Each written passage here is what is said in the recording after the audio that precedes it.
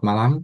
Di sini kami akan mempresentasikan analisis sentimen ulasan tweet pada dataset CSV. Di sini kami beranggotakan 3 orang. Yang pertama ada Lutfan Hadi, saya sendiri, dan Alvin Gozali.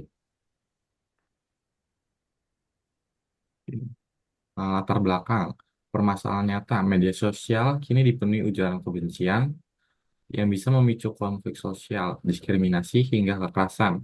Sulitnya mendeteksi ujaran kebencian secara manual karena jumlah data yang sangat besar. Diperlukan sistem otomatis yang mampu mengidentifikasi ujaran kebencian dengan cepat dan akurat. Nah, tujuan proyeknya, yang pertama untuk membangun model klasifikasi teks otomatis untuk mendeteksi apakah sebuah tweet mengandung ujaran kebencian atau tidak. Kedua, meningkatkan kesadaran tentang pentingnya modernisasi konten berbasis data. Ketiga, memberikan solusi berbasis machine learning yang ringan dan dapat dikembangkan lebih lanjut. Nah, dataset. Karakteristik dataset yang pertama itu berasal dari file data CSV yang berasal dari website Kaggle. Di sini juga ada 2 kolom yang digunakan. Yang pertama itu tweet yang berisi teks tweetan. Yang kedua itu ada HS yang berlabel, yang ada 2 label. Yang pertama itu 0, itu itu yang dimaksud uh, tidak bermuatan kebencian. Lalu untuk yang satu itu mengandung ujaran kebencian. Terdiri dari ratusan hingga ribuan data teks berbahasa Indonesia.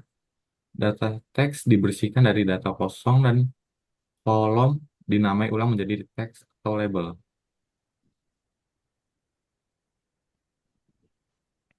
Metodologi pendekatan digunakan pertama itu pre-processing teks seperti tokenisasi, ada lower casing juga, menghapus tanda baca dan stop words, kata umum yang tidak bermakna seperti dan, yang. Tiga, ada ekstraksi fitur menggunakan TF-IDF untuk membuat teks menjadi vektor angka. Selanjutnya ada split data dibagi menjadi data latih 80% dan data uji 20% untuk validasi model. Lalu itu ada model klasifikasi menggunakan algoritma multinomial live bias karena efektif untuk data teks kategori CAL. Lalu itu ada evaluasi model menggunakan metrik seperti precision, recall, dan F1 score. Visualisasi menampilkan distribusi label dan bentuk diagram batang. Baik, terima kasih buat teman saya yang sudah menjelaskan. Selanjutnya saya akan menjelaskan tentang tools dan teknologi yang digunakan. Di sini kami menggunakan yang pertama yaitu ada Python, yang kedua itu Google Colab sebagai platform eksperimen, dan yang ketiga itu ada library seperti Pandas, NLTK, dan Scikit-learn, dan yang terakhir itu ada Matplotlib. Dan selanjutnya codingan akan dijelaskan oleh teman saya, Alvin. Oke, terima kasih dari Lutfan Hadi. Untuk selanjutnya mengenai codingan, yang untuk pertama itu kita harus menginstal library-nya. Untuk library-nya sendiri yang kita butuhkan itu Pandas, NLTK, scikit-learn, dan Matplotlib. Yang kedua itu import library-nya yang sudah jelaskan sebelumnya. Jadi kita mengimport library-nya itu Pandas, NLTK, Matplotlib, dan yang lainnya. Yang ketiga itu mengunduh resort LNTK. Untuk codingannya ini kita download tokenisasinya. Setelah itu kita melakukan stop word dan kita melakukan resort untuk tokenisasinya. Yang keempat itu kita membaca file data CSV-nya dari Google Drive. Untuk linknya dari konten, drive, my drive, collab, dan sampai ke baca data CSV-nya itu. Dan untuk yang kelima itu kita membersihkan data atau lower casing. Ini untuk datanya tweet dan HS. Setelah itu kita mengganti nama kolomnya yang lebih konsisten. Setelah itu kita melakukan pre-processing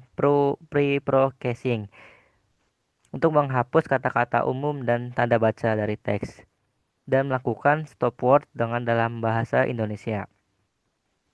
Habis itu untuk ketujuh itu ekstraksi fitur TF-IDF.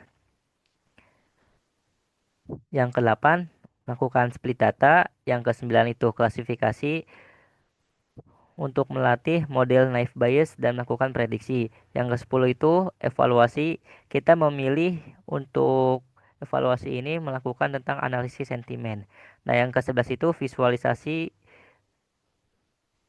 untuk hasilnya itu yang klasifikasi ada yang dibagi menjadi 4. Yang pertama precision, recall, F1 score dan support yang dan labelnya. Oke, untuk selanjutnya Mas Hadi. Baik, saya lanjutkan untuk hasil evaluasi dan visualisasi. Model memberikan laporan klasifikasi, uh, yaitu ada akurasi, precision, dan recall. Distribusi label ditampilkan dengan grafik data untuk memahami sebaran data. Di sini outputnya ada dua, yaitu saya ingin menjelaskan tentang classification report terlebih dahulu.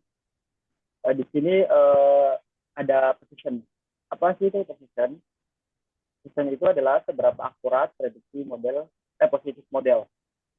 Recall itu seberapa baik model menangkap semua data yang seharusnya diklasifikasi positif. Dan F1 or itu rata-rata harmonik dari precision dan recall. Kombinasi ideal dari keduanya. Dan yang terakhir ada support. Support adalah jumlah data sebenarnya dari tiap kelas dan data uji. Dan di sini untuk grafik itu ada dua. Mohon maaf, boleh ke atas ini sedikit karena terpotong grafiknya.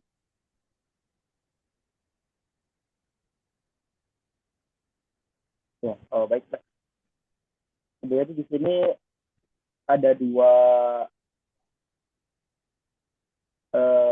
output, yaitu 0 dan 1. Yang seperti dijelaskan oleh teman saya tadi, 0 itu adalah aman, tidak bermuatan kebencian, dan 1 berbahaya atau mengandung ujaran kebencian. Jadi bisa disimpulkan kalau 0 itu adalah komentar positif, dan 1 itu adalah komentar negatif. Jadi dari hasil grafik ini, komentar positif lah yang paling banyak atau 0.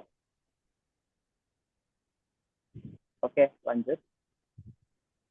Jadi kesimpulan dan rencana lanjutan, model naive Bayes cukup efektif untuk klasifikasi teks sederhana seperti hate speech atau ujaran kebencian.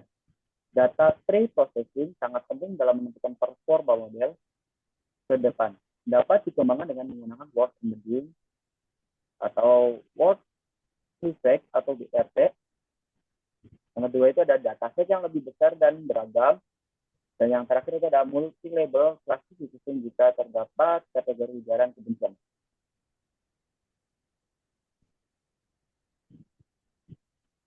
Baik, itu saja yang bisa kelompok kami sampaikan pada malam hari ini.